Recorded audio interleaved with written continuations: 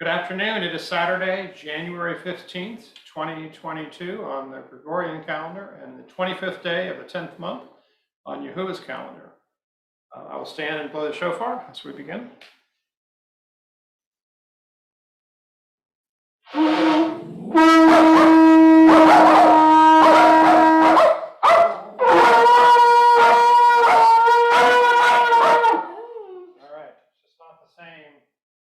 Without the dogs chiming in. All right, thank you. This is Mountain Torah Fellowship, so Shabbat teaching for today. If you would join me, I'll share my screen here. Join me in the Shema. Then we'll begin the teaching.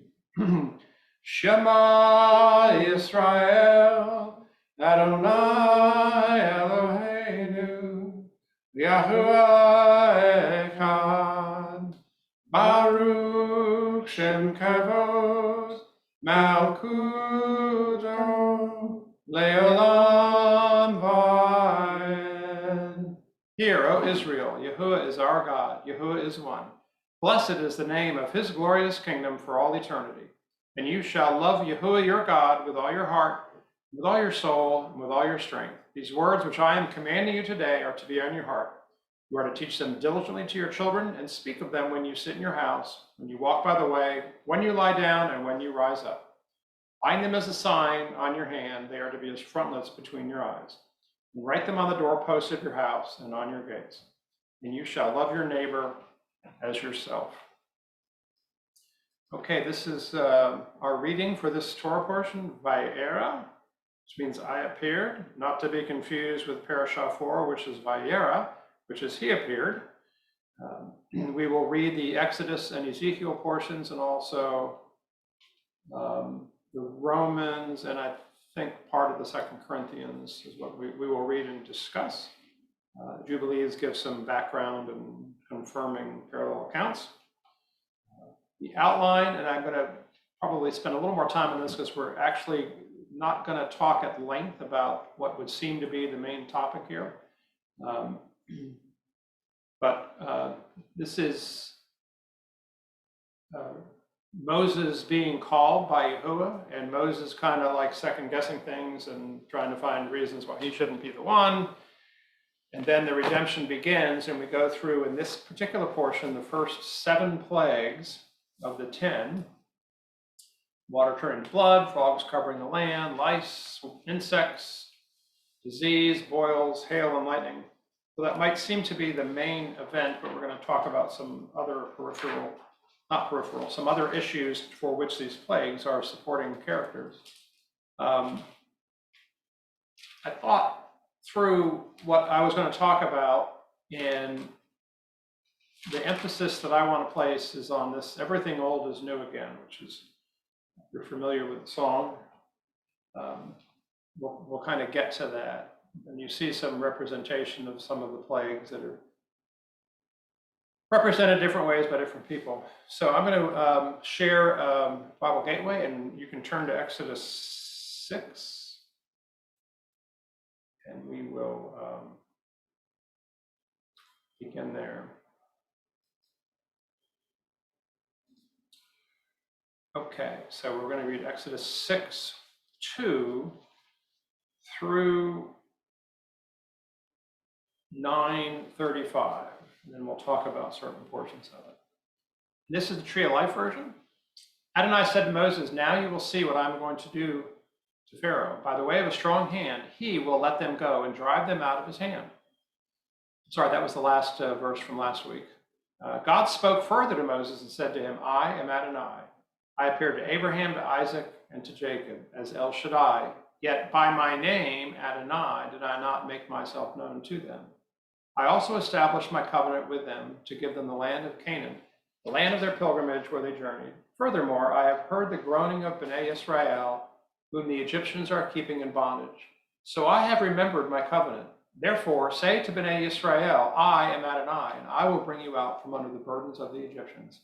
I will deliver you from their bondage, and I will redeem you with an outstretched arm and with great judgments. I will take you to myself as a people, and I will be your God. You will know that I am Adonai, your God, who brought you out from under the burdens of the Egyptians. So I will bring you into the land that I swore to give to Abraham, to Isaac, and to Jacob, and give it to you as an inheritance. I am Adonai. Moses spoke this way to Bnei Israel, but they did not listen to him because of their broken spirit and cruel bondage. So Adonai told Moses, "Go, speak to Pharaoh, king of Egypt, so that he will let Bnei Israel go out of his land." But Moses said to Adonai, "Bnei Israel have not listened to me, so how would Pharaoh listen to me, I who have uncircumcised lips?" Then Adonai spoke to Moses and to Aaron and gave to them a charge for Bnei Israel and Pharaoh, king of Egypt, to bring Bnei Israel out of the land of Egypt. These are the heads of their fathers' houses. The sons of Reuben, the firstborn of Israel, were Hanach, Palu, Hezron, and Carmi. These are the families of Reuben. The sons of Simeon were Jemuel, Jamin, Ohad, Jachin, Zohar, and Shaul, the son of a Canaanite woman. These are the families of Simeon. These are the names of the sons of Levi, according to their generations: Gershon, Kohath, and Merari. Levi lived 137 years. The sons of Gershon were Libni and Shemiah, according to their families. The sons of Kohath were Amram, Izhar, Hebron, and Uziel. Kohath lived 133 years. The sons of Merari were Mali and Mushi. These are the families of the Levites according to their generations. Amram married Jochebed, his father's sister, and she bore him Aaron and Moses. Amram lived 137 years. The sons of Izhar were Korah, Nepheg, and Zichri. The sons of Uziel were Mishael, Elzaphan, and Sithri. Aaron married Elisheba, daughter of Aminadab, sister of Nashon, and she bore him Nadab and Abihu, Eleazar, and Ithamar. The sons of Korah were Asir, Elkanah, and Abiasaph. These are the families of the Korites. Eleazar, Aaron's son, married one of the daughters of Putiel, and she bore him Phinehas. These are the heads of the ancestral houses of the Levites, according to their families. These are the same Aaron and Moses to whom Adonai said, "Bring Bnei Israel out from the land of Egypt according to their divisions." These are the ones that spoke to Pharaoh, king of Egypt, to bring Bnei Israel out from Egypt. They are that same Moses and Aaron. So it happened on the day when Adonai spoke to Moses in the land of Egypt that Adonai said to Moses, "I am Adonai. Tell Pharaoh, king of Egypt, everything that I tell to you." But Moses said to Adonai, "I am of uncircumcised lips, so how would Pharaoh listen to me?" On chapter 7. So Adonai said to Moses, "See, I have set you as God to Pharaoh, and Aaron your brother will be your prophet. You are to speak all that I command you, and Aaron your brother is to speak to Pharaoh, so that he will let Bnei Israel go out of his land. Yet I will harden Pharaoh's heart and multiply my signs and wonders in the land of Egypt. But Pharaoh will not listen to you, so I will lay my hand upon Egypt and bring forth my armies, my people, Bnei Israel, out of the land of Egypt by great judgments. The Egyptians will know that I am Adonai when I stretch out my hand against Egypt and bring out Bnei Israel from among them." So Moses and Aaron did as Adonai commanded them. Moses was 80 years old and Aaron 83 years old when they spoke to Pharaoh. Adonai told Moses and Aaron, "When Pharaoh speaks to you, saying, 'Prove yourselves with the miracle,' then you are to say to Aaron, 'Take your staff and cast it down before Pharaoh, so that it may become a serpent.'" When Moses and Aaron went into Pharaoh and did as Adonai had commanded, Aaron threw down his staff before Pharaoh, before his servants, and it became a serpent. Then Pharaoh called for wise men and the sorcerers, and they too, the magicians of Egypt, did the same with their secret arts. For each man threw down his staff, and they became serpents. But Aaron's staff swallowed up their staffs, yet Pharaoh's heart was hardened, so he did not listen to them, just as Adonai had said. Then Adonai said to Moses, "Pharaoh's heart is stubborn. He refuses to let the people go. Go to Pharaoh in the morning as he is coming out of the water, and stand ready to meet him by the bank of the Nile. Take the staff that is transformed into a serpent in your hand. You are to say to him, 'Adonai, God of the Hebrews, has sent me to you, saying, let my people go, so they may serve me in the wilderness, and behold, you have not listened.' This is what Adonai says. By this you will know that I am Adonai. Behold, I will strike the waters that are in the river with the staff that is in my hand, and they will be turned to blood. The fish that are in the river will die, the river will become foul, and the Egyptians will hate to drink water from the Nile. Adonai said to Moses, say to Aaron, take your staff and stretch out your hand over the waters of Egypt, over their rivers, over their streams, over their pools, and over all their ponds, so that they become blood. There will be blood throughout all the land of Egypt, even in wooden and stone containers. So Moses and Aaron did as Adonai commanded. He lifted up the staff and struck the waters that were in the river in the sight of Pharaoh and his servants. All the waters of the Nile turned to blood. When the fish that were in the river died, the river became so foul that the Egyptians could not drink water from the river. The blood was throughout all the land of Egypt. But the magicians of Egypt did the same with their secret arts, so Pharaoh's heart was hardened, and he did not listen to them, just as Adonai had said. Pharaoh turned and went into his house and did not even take it to heart.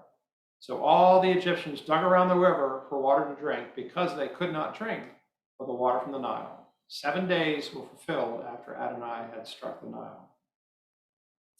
Then Adonai said to Moses, go to Pharaoh and say to him, this is what Adonai says, let my people go so they may serve me. If you refuse to let them go, see, I will strike all your territory with frogs, and the river will swarm with frogs. They will go up and enter your house, into your bedroom, on your bed, into the houses of your servants, upon your people, into your ovens, and in your kneading bowls. The frogs will climb up on you, your people, and all your servants. Then Adonai told Moses, say to Aaron, stretch out your hand with your staff over the rivers, canals, and pools, and cause frogs to come up over the land of Egypt. So Aaron stretched out his hand over the waters of Egypt, and the frogs came up and covered the land. The magicians did the same with their secret arts and brought up frogs over the land of Egypt. Then Pharaoh called for Moses and Aaron and said, pray to Adonai that he would take the frogs away from me and from my people. Then I will let the people go, so they may sacrifice to Adonai. Moses answered Pharaoh, boast about me after I pray for you. When am I to pray for you, your servants and your people, that the frogs would be cut off from you and your houses and remain only in the Nile? Tomorrow, he said. So he said, let it happen according to your word, so that you may know that there is none like Adonai, our God. The frogs will depart from you, from your houses, from your servants, and from your people. They will remain only in the Nile. After Moses and Aaron went out from Pharaoh, Moses cried out to Adonai concerning the frogs which he had brought upon Pharaoh. So Adonai acted according to the word of Moses, and the frogs died in the houses, the courts, and the fields. They piled them together in large heaps, and the land stanketh. But when Pharaoh saw that there was relief, he hardened his heart and did not listen to them, just as Adonai had said. So Adonai said to Moses, tell Aaron, stretch out your staff and strike the dust of the earth, and it will become gnats throughout all the land of Egypt. So they did. When Aaron stretched out his hand with his staff and struck the dust of the earth, there were gnats on men and animals. All the dust of the earth became gnats throughout all the land of Egypt. When the magicians attempted the same with their secret arts to bring forth gnats, they could not. There were gnats on men and animals. So the magicians said to Pharaoh, this is the finger of God. But Pharaoh's heart was hardened, and he did not listen to them, just as Adonai had said. Then Adonai said to Moses, rise up early in the morning and stand before Pharaoh. As he comes to the water, say to him, this is what Adonai says, let my people go, that they may serve me. Or else if you do not let my people go, I will send this swarm of flies on you and on your servants, on your people, and into your houses. The houses of the Egyptians will be full of the swarm of flies, including the ground that they stand on. But on that day, I will set apart the land of Goshen, where my people are dwelling. Except no swarm of flies will be there, so that you may know that I, Adonai, am in the midst of the earth. I will make a distinction between my people and your people. By tomorrow, this sign will happen.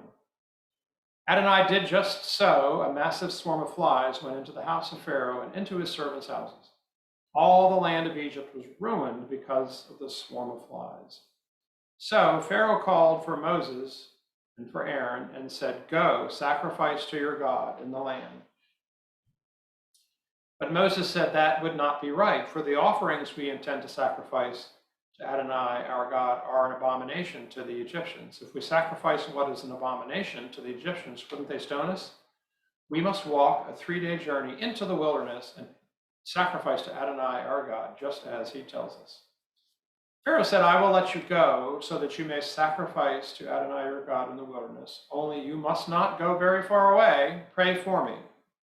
So Moses said, see, I am leaving you, and I will pray to Adonai that the swarm of flies will depart from Pharaoh, his servants, and from his people tomorrow.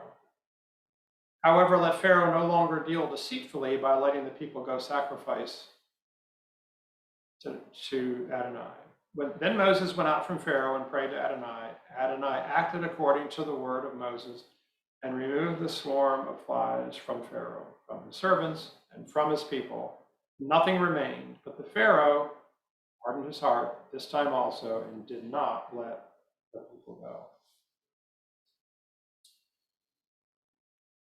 In chapter 9, then Adonai said to Moses, go into Pharaoh and tell him, this is what Adonai, the God of the Hebrews, says. Let my people go so that they may serve me. For if you refuse to let them go and hold them still, behold, the land of Adonai will fall upon your livestock that are in the field, on the horses, donkeys, camels, herds, and flocks. There will be a crushing plague. But Adonai will make a distinction between the cattle of Israel and the cattle of Egypt. And nothing will die that belongs to Bnei Israel. Also, Adonai set a specific time, saying, tomorrow Adonai will do this thing in the land. And the next day Adonai did the deed. All the cattle of Egypt died, yet the cattle of Bnei Israel, not one died. When Pharaoh inquired, there was not so much as one of the cattle of Bnei Israel dead. But the heart of Pharaoh was stubborn, and he did not let the people go. Then Adonai said to Moses and Aaron, take handfuls of soot from the furnace and have Moses throw it heavenward in the sight of Pharaoh. It will become fine dust over the land of Egypt. It will become boils erupting with sores on both men and animals throughout the land. So they took soot from the furnace and stood before Pharaoh. When Moses threw it heavenward, it became boils erupting with sores on both men and animals. Moreover, the magicians could not stand before Moses because of the boils, because they were on the magicians as on all the Egyptians. But Adonai hardened the heart of Pharaoh, so he did not listen to them, just as Adonai had said to Moses. Then Adonai said to Moses, rise up early in the morning, stand before Pharaoh, and say to him, this is what Adonai, the God of the Hebrews, says. Let my people go, so they may serve me. For this time I will send all my plagues to your heart and on your servant and your people, so that you may know that there is none like me in all the earth. Surely by now I could have stretched out my hand and struck you and your people with a plague that would have wiped you off the earth. However, I have let you stand for this reason, to show you my power, and that my name might be proclaimed throughout all the earth. Yet still you exalt yourself over my people by not letting them go. Behold, tomorrow at about this time, I will cause it to rain a very severe hailstorm, the likes of which has not occurred in Egypt since the day it was founded until now. Send word, shelter your cattle and all that you have in the field. For every person and animal found in the field and not brought home, when the hail comes down on them, they will die. Whoever feared the word of Adonai among the servants of Pharaoh had his own servants and cattle flee into the houses. But whoever disregarded the word of Adonai left his servants and cattle in the field. Then Adonai said to Moses, stretch out your hand toward heaven and let there be hail in all the land of Egypt, on people, animals, and every plant of the field throughout all the land. So Moses stretched out his staff toward heaven, and Adonai sent thunder and hail. Fire came down on the earth as Adonai rained hail on the land of Egypt. The hail fell very severely, with fire flashing up amidst the hail, the likes of which had not occurred in all the land of Egypt since it became a nation. The hail struck down everything that was in the field, both men and animals, all throughout the land of Egypt. It also struck every plant of the field and broke down every tree. Only in the land of Goshen, where Bnei Israel were, was there no hail. So Pharaoh called for Moses and Aaron and said to them, I have sinned this time. Adonai is righteous, while I and my people are wicked. Pray to Adonai.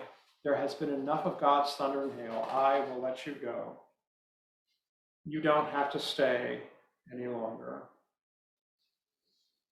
Moses said to him, as soon as I am gone out of the city, I will stretch out my hands to Adonai. The thunder will cease, and there will be no more hail. So you may know what the earth is, that the earth is Adonai's. But as for you and your servants, I know that you do not yet fear Adonai Elohim. The flax and barley were destroyed because the barley was in the ear and the flax was in bloom. But the wheat and the spelt were not destroyed because they ripened later. Moses went out of the city away from Pharaoh and stretched out his hands to Adonai. Then the thunder and hail ceased. Rain no longer poured down on the earth. But when Pharaoh saw that the rain, the hail, and the thunder had ceased, he increased his sin and hardened his heart, with he and his servants. So Pharaoh's heart was hardened, and he did not let Bnei Israel go, just as Adonai had said by Moses' hand. All right, go back and look at a couple of passages. First, at the very beginning of the portion, starting in verse 2 of Exodus 6, God spoke further to Moses and said to him, I am Adonai. I appeared to Abraham, to Isaac, and to Jacob as El Shaddai. Yet by my name, Adonai, did I not make myself known to them? I also established my covenant with them to give them the land of Canaan, the land of their pilgrimage where they journeyed. Furthermore, I have heard the groaning of Bnei Israel, whom the Egyptians are keeping in bondage. So I have remembered my covenant. Therefore say to Bnei Israel, I am Adonai, and I will bring you out from under the burdens of the Egyptians. I will deliver you from their bondage. I will redeem you with an outstretched arm and with great judgments. I will take you to myself as a people, and I will be your God. You will know that I am Adonai your God, who brought you out from under the burdens of the Egyptians. So I will bring you into the land that I swore to give to Abraham, to Isaac, to Jacob, and give it to you as an inheritance. I am Adonai. This passage provides an abundance of names for Yahuwah, and I talk about it a lot, the names, because I think it's important. So let's break it down a little bit here. In verse 2, what I just read from the TLV is God. The Hebrew is actually the word Elohim, which is a generic term for a God. It's a title, not a name. And in the same verse, Adonai is the infamous Yod-Heh-Wah-Heh, which I prefer to call Yahuwah. And then El Shaddai, which is God of righteousness, it's in there. It means El Shaddai is how we transliterate it. And then back on through Adonai, which translated Yahuwah, God, Elohim, and on and on. So I just don't want you to lose track of who's being called what in here. And I just want to go back and look at verse 2.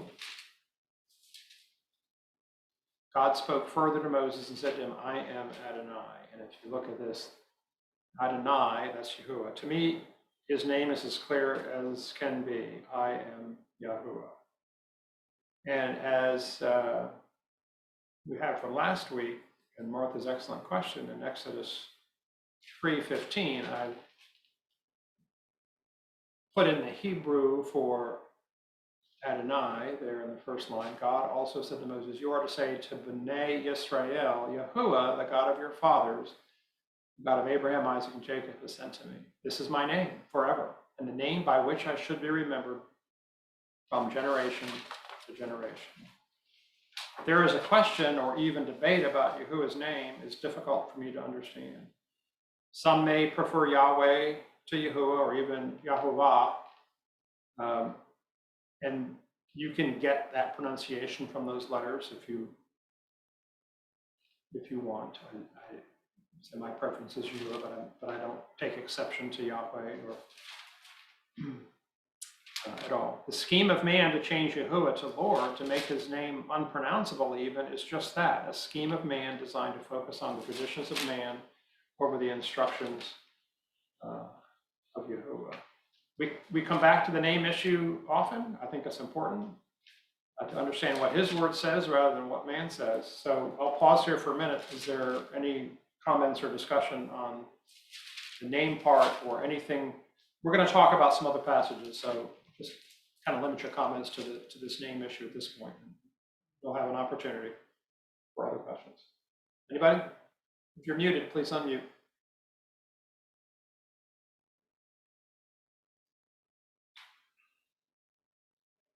Okay, the next passage is towards the end of chapter 6, starting in verse 14.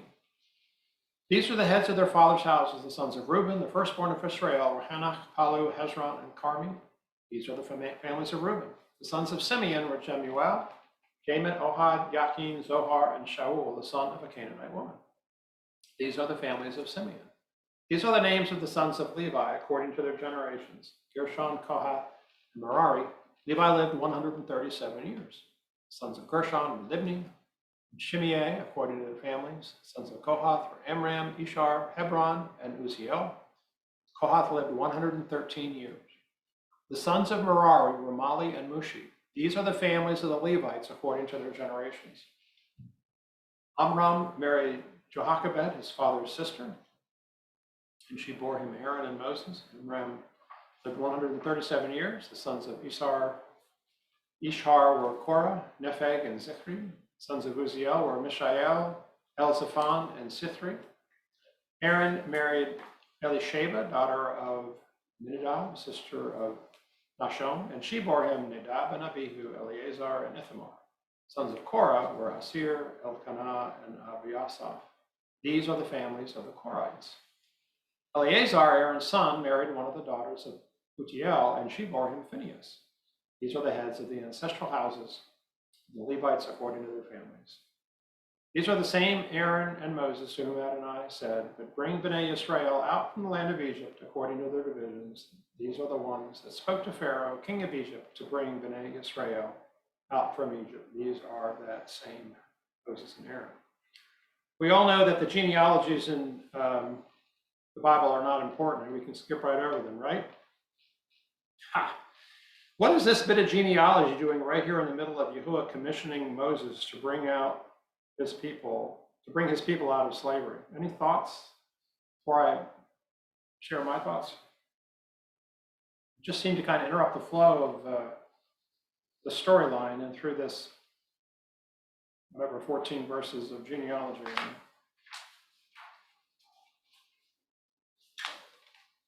My work quiet bunch today. Let me offer several reasons, and if you have others or you have comments on these, please chime in. First, there is a bit of foreshadowing, I think. There are names we just read that we're going to read about again. Phinehas has his own Torah portion. Nadab and Abihu we'll read about too. They go up in smoke. We'll read about Eleazar and Korah. The second point is we learn, confirm that both parents of Moses and Aaron were from the tribe of Levi. This is a part of the foreshadowing as well. As we know, Yahuwah commissions the Levites in a special way. Does anyone know what tribe Aaron's wife, Elisheba, was from?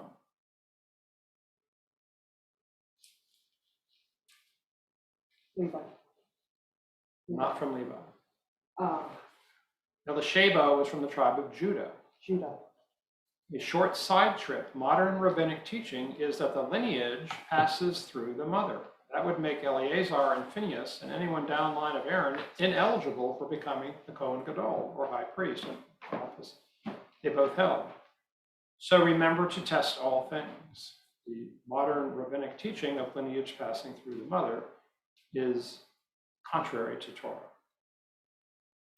A third reason that came to my mind is that Yahuwah concludes this passage by stating not once but twice in verses 26 and 27 that the Moses and Aaron he is commissioning to bring his people out of slavery are the very same Moses and Aaron delineated in this genealogy. Bible names are not unique, as we know.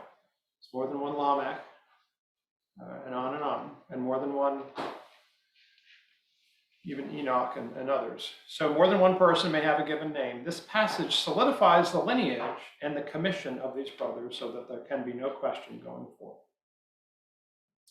We read through the first 7 of 10 plagues. Each plague is symbolic and worthy of its own teaching. For example, the serpent, the staff being turned into a serpent. We talked about it last year, but if you exegete that word more properly, it's really alligator or crocodile, which were teeming in the Nile and which were the Egyptians worshipped the river, they worshipped the animals in it, they worshipped everything other than the one true God.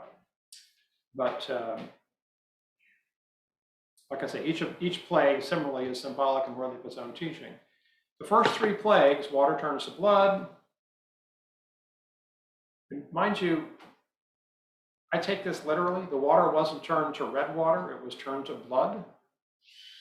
Frogs covered the land and lice throughout the land, in fact, all of Egypt. But then we get to this gem in Exodus 8,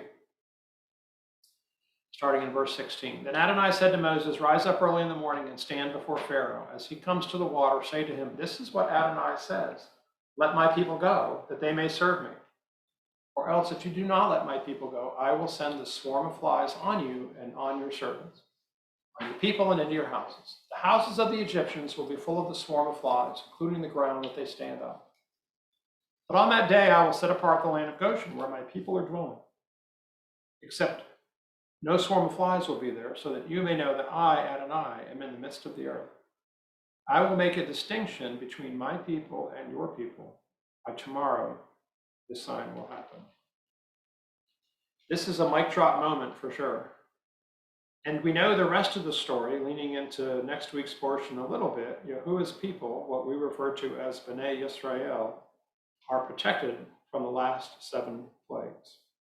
We're going to leave Exodus for now, but while you have that mic drop moment fresh in your mind, please turn to Ezekiel 28. Ezekiel 28, and I will start reading at verse 25, and continue through chapter 29, verse 21. That's the last couple of verses of 28 and the entire chapter 29.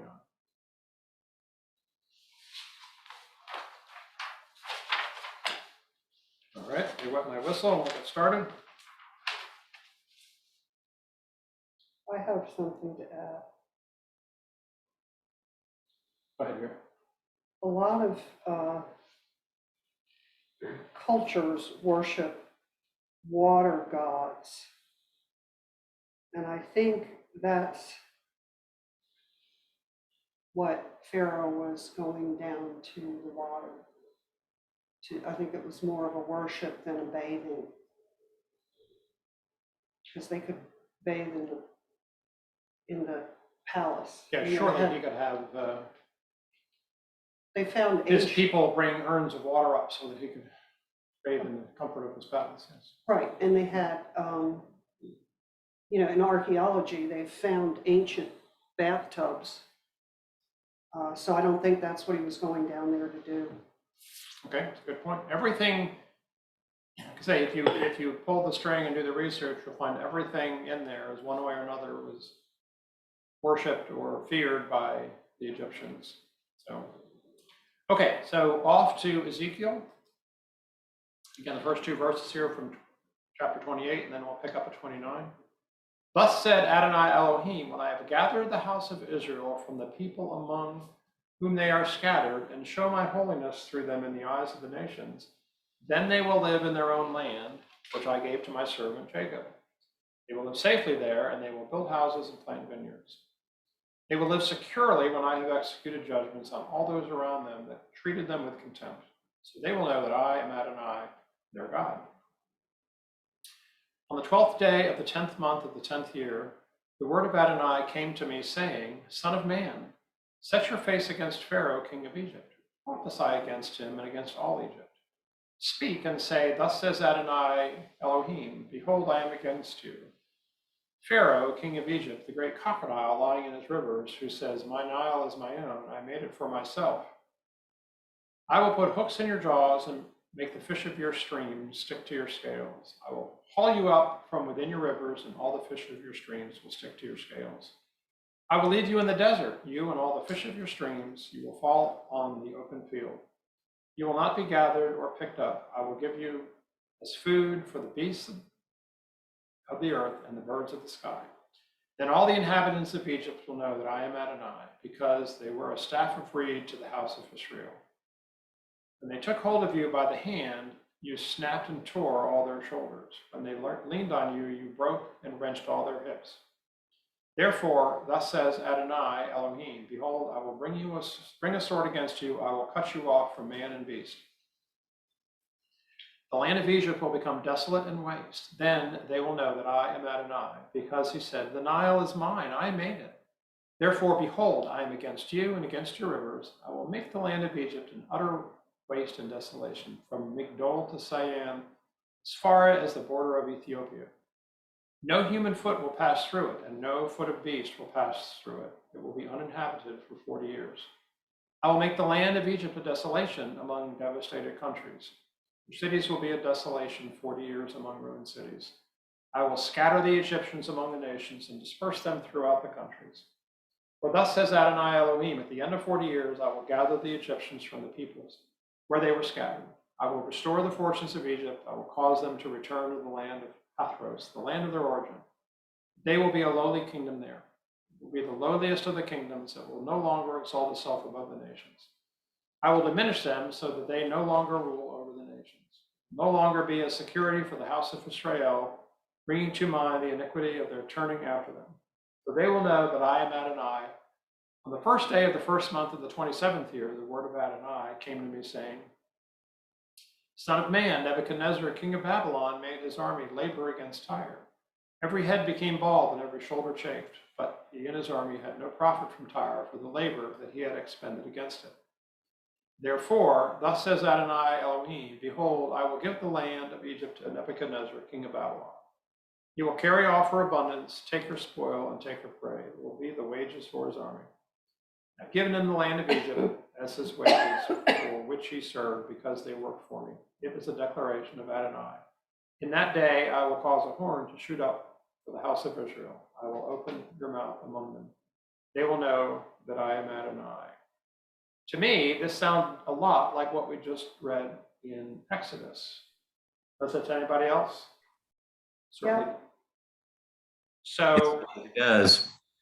go ahead, Jeff. I was just going to say, it sounds a lot like what's going on in Exodus when you consider that during the time of Exodus, the land of Egypt was a very fertile land at that time. They had crops in the field, livestock galore. It was a very, very pleasant land.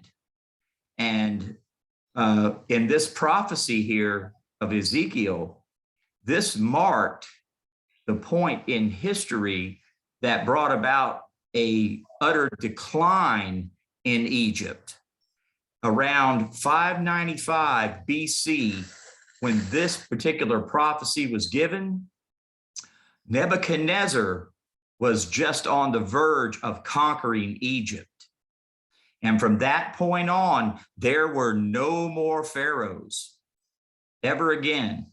The country that was once fertile did become a desert, and it is a desert to this very day. That marked the decline of Egypt. Did you Go ahead, Jeff. did you see that distinction, Bill? Yes. Oh, yes. And I In want that to prophecy? Yeah. I want to thank you for putting the time tick in there. I'm going to add that too, because I want to ask the question, when we read the Exodus, what is the, and there's different opinions, but what is the approximate time that is happening when the Exodus begins? 14 something. I think it's 1446 BCE, Bill. That's kind of what I think. Some others think It's like the 12, middle, it's the 12. middle kingdom of Egypt. Some others think 1250, but I'm big on the 1450-ish of BC, so 1446. Yeah. Right. So, and you already said that Ezekiel here, he got his call in 593 BC, and the book was written over a couple of decades actually, and because of his precision in, like right here in verse 17, on the first day of the first month of the 27th year, and this is during the rule of the king there, we're able to get a pretty good, time relationship here. So it's about maybe a 571-ish BC. So anyway, the point is that no matter how you date it, 590, 570, 1250, 1450, This is after the Exodus by a long time. Yes, it is. So is he giving us a history lesson about what happened during Moses' generation? Is he prophesying about what's going on in the near-term future there in Egypt and in the Promised Land? Is he talking about a future time like right now? Or is it possibly, as Jeff often correctly points out, that there's multiple meanings Prophecy. from prophecy? So my contention is that it's a little bit of a, don't you remember what happened in Exodus? It's happening again here now in the Babylonian captivity. And Right. it's a warning to us here in 2022 that Yes. the same thing is happening now. Right on. So I want you to connect the dots. What did Yahuwah do for his people in Egypt after the first 3 plagues? Protected them in Goshen. Protected them in Goshen. What did Ezekiel? He set them apart. What did Ezekiel right here in 28, 25, and 26? They're setting apart the house of Israel. Yes. So are we getting raptured out of here before the time of Jacob's trouble, the tribulation?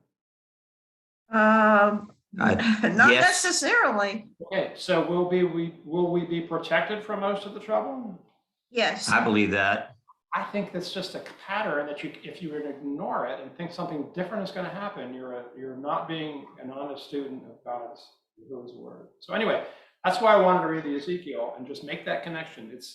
I think he's talking clearly about the time that he's in, but I think he's also showing us the patterns and cycles. It's happened before, it's happening now, and oh, by the way, people reading this 2,500 years from now, it's happening, it's going to happen again. So that's just from the book of Bill right there. Okay, so turn with me, if you will, to Romans 9. And we're going to set down there for a minute and then to 2 Corinthians, and then we'll be done. Romans 9, I'm going to start reading at verse 14. What shall we say then? There is no justice with God, is there? May it never be. For to Moses he says, I will have mercy on whom I have mercy, and I will have compassion on whom I have compassion. So then it does not depend on the one who wills or the one who strives, but on God who shows mercy. For the scripture says to Pharaoh, for this very purpose I raised you up, to demonstrate my power in you, so my name might be proclaimed in all the earth. Is Yahuwah raising up modern day pharaohs through whom to demonstrate his power? Are there people that we look at that are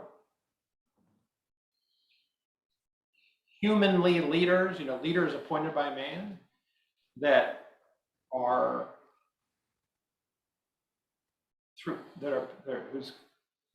who are acting in a way so contrary to Yahuwah's word that it calls attention to the power that he can demonstrate through them? I don't know if that's kind of an. And they are definitely trying to lord it over the people of Israel that are here today. That's for sure. And I think there is getting to be a clearer distinction between the peoples that are trying to rule us unjustly and those people that are keeping the faith of Yahuwah. Yeah, I think it's very clear that there are forces in the world today that are so evil that they have no other useful purpose other than that in some way, shape, or form at the time that Yahuwah chooses that his power will be demonstrated through them. So I'm encouraged by that. We have pharaohs with us today, even though, like you said, there wasn't a pharaoh by that name after a certain point in history, that there are that type all over the place.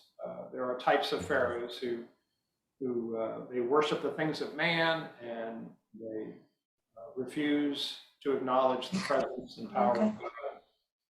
And eventually, their hardened hearts will demonstrate his power to the world, and that's an encouragement to me.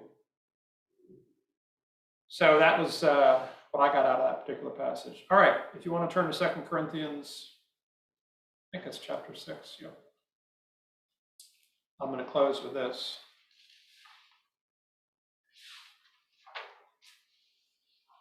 Do not be unequally yoked with unbelievers, for what partnership is there between righteousness and lawlessness? Or what fellowship does light have with darkness? What harmony does Messiah have with Belial? Or what part does a believer have in common with an unbeliever? What agreement does God's temple have with idols? For we are the temple of the living God, just as God said, I will dwell in them and walk among them, and I will be their God, and they shall be my people. Therefore come out from among them and be separate, says Adonai.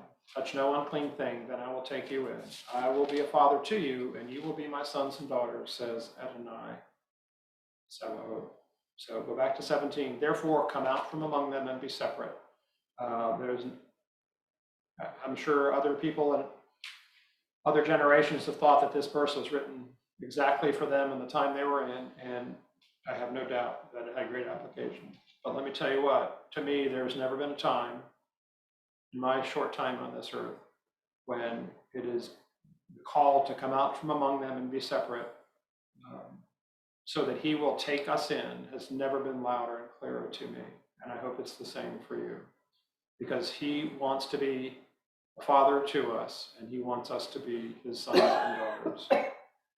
So does this mean that we don't share the good news with unbelievers? It doesn't mean that. It doesn't mean that at all. But we are to be separate from and come out from the world and be set apart unto him. Okay, I have some final thoughts. Before I do, I just want to open it up to any discussion on anything we talked about or didn't talk about. Martha's got one good stump the chump question in there, I'm sure.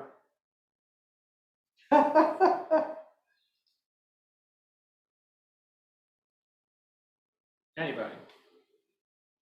Martha's laughing. But muted. Uh-oh, that means she has. I can mute you. You can unmute, but I can mute you.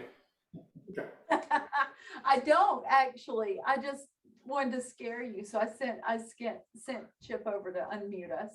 Just kidding. Okay. Yeah, I kind of focused on not the plagues. I don't want to say they're old hat, but we've gone through them before. I wanted to focus a little bit on the cycle that we've seen from Exodus to Ezekiel to apply that today. Yahuwah didn't have his word written down for us so that we could look at it as a history book. It's a manual that we can refer to and use each and every day, and we should. So, okay, let me go to the closing thoughts then. And as always, if you have others, you're welcome to throw them in. So, point one is I want you to be aware. And do that by studying Yahuwah's word, hearing it, obeying it, talking about it with others, with this group, with those that you meet. Be prepared to provide not just your name, but your curriculum vitae, as we talked about last week. Vitae, however you pronounce it. Vitae.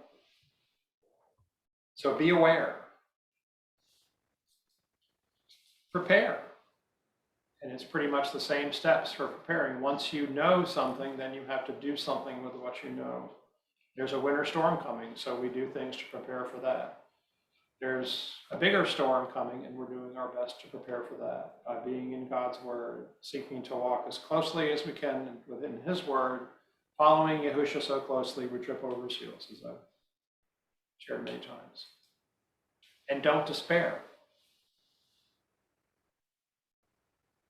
We see what Yahuwah did with Bnei Yisrael in Egypt. We see what happened, Ezekiel prophesied what happened, and we know what Revelation and Isaiah and a few other books, Daniel, tell us about what's going to happen. So don't despair. We talked about having a mindset of fear, and that's not what we're expected to do. We're expected to be aware, to prepare, and not to despair. for he is with us as we are with him. And finally, everything old is new again. If you see something in the Bible and then you see it again, then you're probably going to see it again. If you haven't seen it again yet, you're probably going to. So it's a book of cycles and patterns. Just get that in your head. And to me, the Bible makes a lot more sense when you realize what they're talking about in the Newer Testament. The Brit Hadashah is either confirmation, reaffirmation, or repetition, or another cycle of what we've already seen in the Tanakh. So, any other additional final thoughts people had? Any big pictures they got out of the teaching?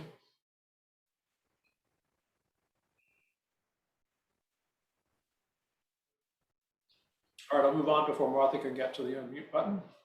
Okay. I had a couple ideas that that we see happening, and we know that Satan and his minions try to imitate what God does. And the magicians were doing that. We have modern day sorcery that's doing that kind of stuff. So, And another thing that really stands out to me is how Yahuwah gives mercy at the same time he is judging. And he gives a warning. In chapter 9, I guess it was 19 in particular, he was giving them a warning about the hail that was coming. yes, he did. Get your animals in. He gave them a warning. If they followed the instructions, they were okay. And we're going to see a warning again in the 10th plague. Yeah, That's one the always first one. comes with the other. It's like scales, balanced scales, mercy and judgment. Right. So that's a good point. That's what I think of as scales. And then there'll be those who say, I could never follow a God like that because he's mean. Well, it's all perspective. Imagine how he feels you're treating him. Okay, thanks, Vicki. Was there something else? Oh, I don't know. I saw a lot of things in here. But I think we've covered most of what we talked about. Okay, you're welcome to add. Is there one thing that's repeated a whole lot, where he says, he shows his power that his name may be declared in all the earth. That is repeated and repeated. Yeah, and you know what's constantly fought against? What? Changing his name. How many times it's been changed in the Bible, right? Right. In different translations. Yeah. It's confusing what they've done with the names. I mean, it's very confusing. Well, what I'm saying is the antithesis of what you're saying. He's commanding us to call on his name. And man has gone to such acrobatics to come up Yeah. with, we can't even say the sacred tetragrammaton, and you have to call him Yeah. Hashem. So, And there's so many worship quotation marks that say a lot about the name, but they don't use the name. Right. Name Right. above all names. Sorry? Name above all names, worthy of all praise. Yeah. No, I keep coming back to it. I'm sorry. It's just the more that I think about it and study it and read it, the more important that is. It mystifies me how there can be confusion over it. I'm at that point. I'm gracious and understanding because it took me a while to get to that point. But at the end of the day, if you let the Bible speak for itself, it's really clear on that. It's really clear on most things if you let it speak for itself and you're willing to do the time to study it and look for the context and the confirming passages, the second or third witness we've talked about. Another big deal. So anyway, Thanks, Vicki. Anything else? Those are great thoughts. Thank you. Okay, next week's reading's up on the screen. And we talked last year about go. It means go and it means come. It means kind of change whatever your status is. And eventually, Chip, are you still with us? No, you got to. Yeah. Okay. Eventually, instead of no, no, no, what does Pharaoh get to say finally?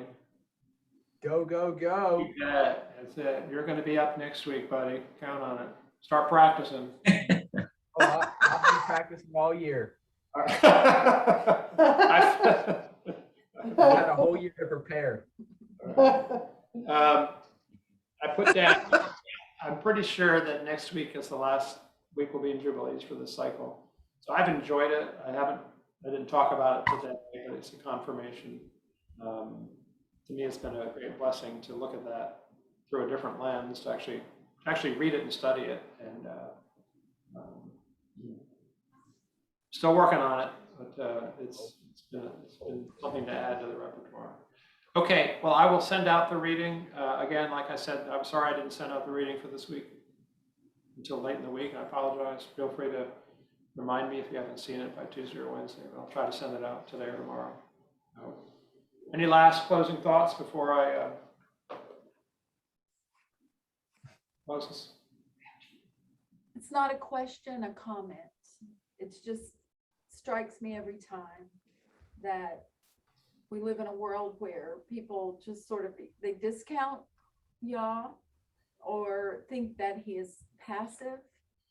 But it couldn't be more clear that he is very involved, and he gets to decide. I just love Romans, that scripture, Romans 9:14.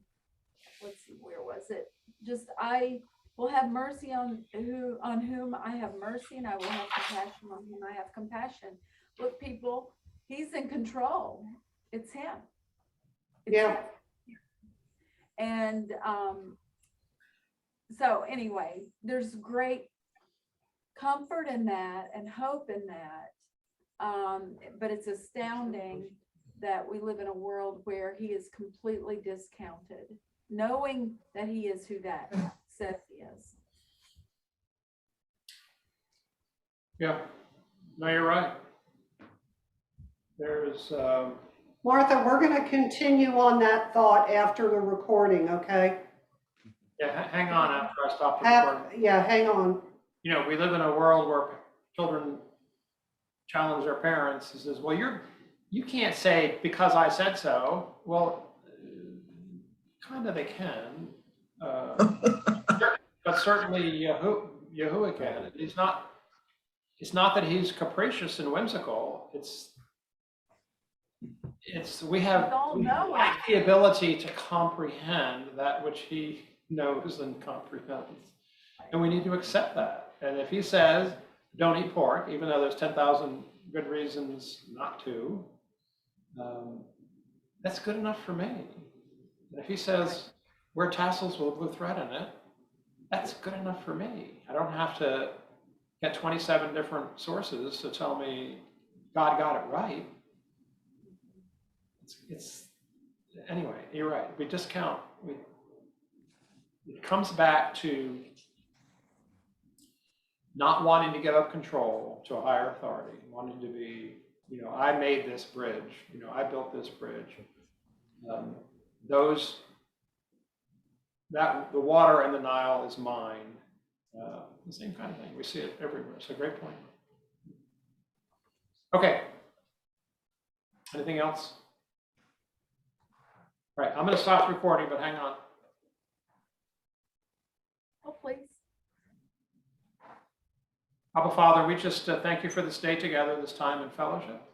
We just pray that you will help us to take the words that we've heard and make us doers of the word, not just hearers. There's so much for us to act on from what we read every week, and certainly from this week as well. Watch over these people, protect us through the upcoming winter storm, and bring us back together again soon.